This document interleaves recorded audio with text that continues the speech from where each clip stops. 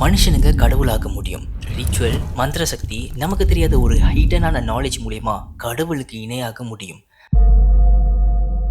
அதுக்கும் மேல புதைக்கப்பட்ட ஒரு செக்ஷுவல் ரிச்சுவலை பத்தி இந்த சொசைட்டில மென்ஷன் பண்ணியிருக்காங்க. இது வெறும் பவர் இன்ஃப்ளூயன்ஸ் இல்லை, மனுஷனுங்களோட ஆத்மாவை கண்ட்ரோல் பண்ற ஒரு சீக்ரெட் சொசைட்டி. இதுதான் ஓர்டோ டெம்ப்ளி ஆரியன்டிஸ்னு சொல்லப்படுற ஒரு சீக்ரெட் சொசைட்டி. ஷார்ட் ஃபார்மா ஓத்தியோன்னு சொல்லுவாங்க.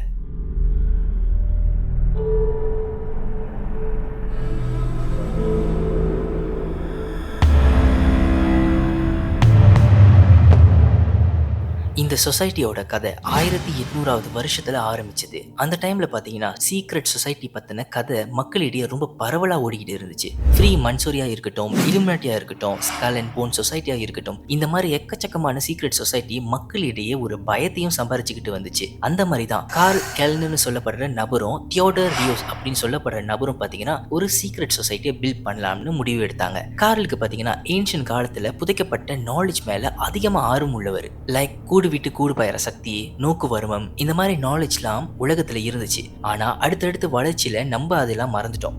கார்ல பொறுத்த வரைக்கும் இப்படிப்பட்ட சக்திகளை தாண்டி இன்னும் பயங்கரமான சக்திகள்லாம் நம்மளால வெளியாக்க முடியும்னு நினைச்சாரு. ஆனா எப்படி இந்த மாதிரியான சக்திகளை கொண்டு வர வைக்கலாம் அப்படிங்கிற கேள்விக்கு பதிலா ஒரு விஷயத்த கால் ஆணித்தரமா நம்பினாரு. மனுஷங்களுக்கு தெரியாத டீப்பான நாலேஜா இருக்கட்டும், சக்திகளா இருக்கட்டும், அதெல்லாம் செக்ஷுவல் எனர்ஜி மூலியமா நம்மளால பூஸ்ட் பண்ண முடியும் அப்படின்னு நம்பினாரு. அதுக்காக தான் கார்ல்னு சொல்லப்படுற நபர் தியோடர் கூட சேர்ந்து ஒரு சீக்ரெட் சொசைட்டியை உருவாக்குனாரு. இப்படிதான் ஓர்டோ டெம்ப்ளி ஆரியன்டிஸ்னு சொல்லப்படுற சீக்ரெட் சொசைட்டி உருவெடுத்துச்சு. லத்தீன் மொழிகள்ல இந்த பெயருக்கான அர்த்தமே பாத்தீங்கன்னா order of the temple of the ஈஸ்ட்னு சொல்லப்பட்டிருக்கு. இந்த பெயரே பாத்தீங்கன்னா ஒரு பெரிய மிஸ்திரி தான். ஏன்னா இந்த பெயரே பாத்தீங்கன்னா நைட்ஸ் டெம்ப்ளர்னு சொல்லக்கூடிய ஒரு ஹிஸ்டரியன் குரூப்போட கனெக்ட் ஆயிருக்கு. இவங்கெல்லாம் பல 100 வருஷத்துக்கு முன்னாடி குருசேட்ஸ்னு சொல்லப்படுற வருஷ டைம்ல ஏறக்குறைய 1095வது வருஷத்திலிருந்து 1291வது வருஷம் வரைக்கும் ரிலீஜியஸ்க்கு நடுவுல வார் நடந்துகிட்டு இருந்துச்சு. நைட் டெம்ப்ளர் தான் அந்த டைம்ல தான் தி மோஸ்ட் பவர்ஃபுல் மிலிட்டரி ஃபோர்ஸ்னு சொல்லப்பட்டிருக்கு. ஆனா அதுக்கப்புறம் 1307வது வருஷத்துல இந்த குரூப்பை சேர்ந்த எல்லாரையுமே அரெஸ்ட் பண்ண சொல்லியிருக்காரு பிரான்ஸோட ராஜா பிலிப். எதுக்காக கேட்குற அப்போதான் சொன்னாரு, நைட் டெம்ப்ளரா இருக்கக்கூடிய மிலிட்டரி ஃபோர்ஸ் நமக்கே தெரியாம ஒரு சீக்ரெட்டான ரீச்சுவல் பண்ணியிருக்காங்களாம். அது மட்டும் இல்லாம ஸ்ட்ரேஞ்சான சிலைகளை கொண்டு பூஜையெல்லாம் பண்ணியிருக்காங்களாம். இப்படி நிறைய விஷயங்களை சொல்லி அந்த ஒரு மிலிட்டரி ஃபோர்ஸை சேர்ந்த எல்லாரையுமே டார்ச்சர் பண்ணி சாகடிச்சாங்க. இதுல இந்த டெம்பிள் நைட்டோட லீடரா விளங்குற ஜேக்கஸ்னு சொல்லப்படுற ஒரு நபர் பாத்தீங்கன்னா 1314வது வருஷத்துல உயிரோட எரிச்சிருக்காங்க. இப்படிதான் இந்த ஒரு நைட் டெம்ப்ளரோட மிலிட்டரி ஃபோர்ஸ் அழிஞ்சிச்சு. அதே பெயரோட வச்சதாலே மக்களிடையே ஒரு பெரிய குழப்பத்துக்கு தள்ளப்பட்டுச்சு இந்த ஒரு சீக்ரெட் சொசைட்டி. ஆனா இது வெறும் ட்ரெய்லர் தான். ஓத்தியோல நடக்கப்பட்ட சம்பவங்கள்லாம் இன்னும் நமக்கு பயத்தை கொடுக்கும். ஸ்டார்டிங்கில் இந்த சொசைட்டியும் பார்த்தீங்கன்னா ஃப்ரீ மன்சூன்றி நான் ஸ்டார்டிங்கில் ஒரு எபிசோடில் சொன்ன பார்த்தீங்கன்னா அந்த மாதிரி தான் ஆப்ரேட் பண்ணியிருக்காங்க. ஒவ்வொரு மெம்பர்ஸோட ப்ரோக்ரேஷனும் பார்த்தீங்கன்னா ஒரு சீக்ரெட்டான டிகிரி மூலிமா ட்ராக் பண்ணுவாங்களாம். ஒவ்வொரு லெவல்லையும் பார்த்தீங்கன்னா இன்னும் நிறைய ஹிடனான நாலேஜ் இருக்கிறதா சொல்லப்பட்டிருக்கு. ஹையர் லெவலில் இருக்கக்கூடிய ஹிடனான நாலேஜ்லாம் எக்ஸ்ட்ரீம்லி அன்யூஷுவல் அப்படின்னு ஒரு டேர்மை யூஸ் பண்ணியிருக்காங்க. ஏன்னா இங்கே தான் கார்ல் தன்னோட ஐடியாவை இம்ப்ளிமெண்ட் பண்ணி ஒரு ரீச்சுவலை உருவாக்கியிருக்காரு. அதுதான் செக்ஸ் மேஜிக் அப்படின்னு சொல்லப்படுற ஒரு ரீச்சுவல். இந்த ஒரு ரீச்சுவலை பொறுத்த வரைக்கும் செக்ஷுவல் எனர்ஜி தான் உலகத்தில் the most powerful force in the யூனிவர்ஸ்னு சொல்லியிருக்காங்க. அதை சில பல விஷயங்கள் செய்யறது மூலியமா நம்மளோட ஆசைகளை மேனிஃபெஸ்ட் பண்ணி ரியாலிட்டிக்கு கொண்டு வர முடியுமா. மனுஷனுங்களுக்கு பார்த்தீங்கன்னா மறைக்கப்பட்ட ஒரு கான்சியஸ்னஸ் இருக்குதான். அந்த ஒரு கான்சியஸ்னஸ்ல இந்த ஒரு ரீச்சுவல் மூலியமா எழுப்பலாமா. இதெல்லாம் பண்றது மூலியமா மனுஷங்க அவங்களோட லைஃபோட பர்பஸை சீக்கிரமாகவே கண்டுபிடிப்பாங்கன்னு சொல்லியிருக்காங்க. இது எல்லாத்தையுமே தாண்டி இறந்து போன ஹையர் ரேங்கிங் லெவல்ல உள்ள இந்த சொசைட்டியோட ஆட்களையும் ஏஞ்சல்ஸ், டீமன் எல்லாரையுமே கண்டறிய முடியுமா. இது எல்லாமே செக்ஷுவல் ரீச்சுவல் மூலியமா நடக்கிறது கேட்குற அப்போதான் நமக்கே ஒரு மாதிரி டிஸ்டர்பிங்கான ஒரு ஃபீல் ஆகுது.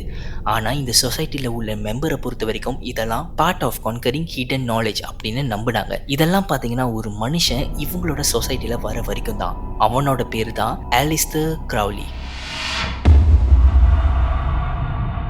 1912வது வருஷத்துல ஓதியோட லீடரா விளங்கின தியோடர் ரியோஸ் ரீச்சுவலை பத்தி அதிகமா ரிசர்ச் பண்ண ஒரு ஆளை வந்து இவரோட சொசைட்டிக்குள்ள இன்ட்ரடியூஸ் பண்ணாரு. அவர் தான் அலிஸ்டர் கிரவுலி. இவர் சாதாரணமா அமானுஷங்களை பத்தி ரிசர்ச் பண்றவர் இல்ல, டேஞ்சரஸான பர்சனா இவரை சொல்லியிருக்காங்க. இவரோட பேரை மக்கள் கேட்டாலே பல மாதிரியான கான்ட்ரவர்ஷியல் இவரோட கதைகள்ல சொல்லுவாங்க. இவன் கிரவுலி தன்னை தானே தி பீஸ் 666 அப்படின்னு சொல்லுவாராம். இதுல இந்த பேர்ல என்னடா இருக்கு அப்படின்னு நீங்களா கேட்டீங்கன்னா, தி பீஸ் 666 பைபிள்ல பாத்தீங்கன்னா ஒரு சாத்தானிக் பவரா கருதப்பட்டிருக்கு. இந்த பேரு கடவுளுக்கு எதிரான பேராகவும் சொல்லியிருக்காங்க.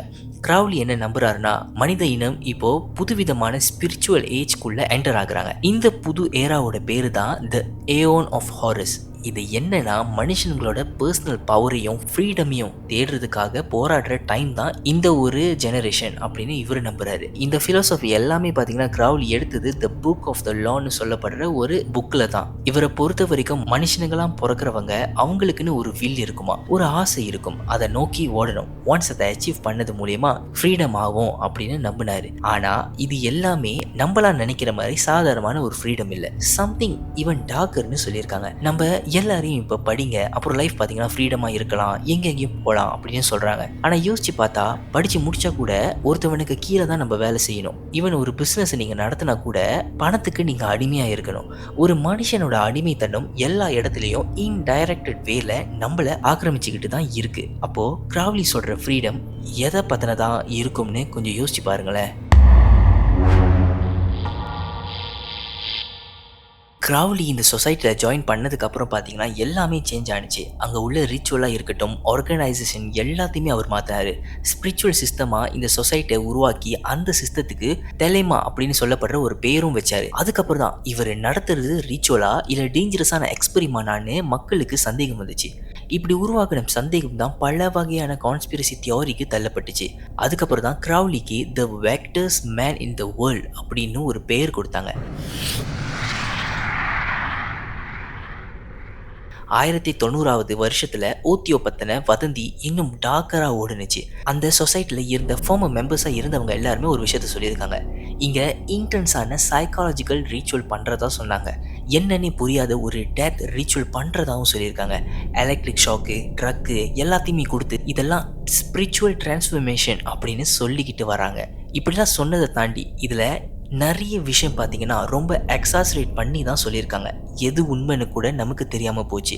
ஆனால் கிரவுலியோட பெயரோட ரெப்யூட்டேஷன் மக்கள் எல்லாருமே என்னதான் இது கதையாக இருந்தாலும் வதந்தியாக இருந்தாலும் இதெல்லாத்தையுமே நம்ப வச்சிருச்சு.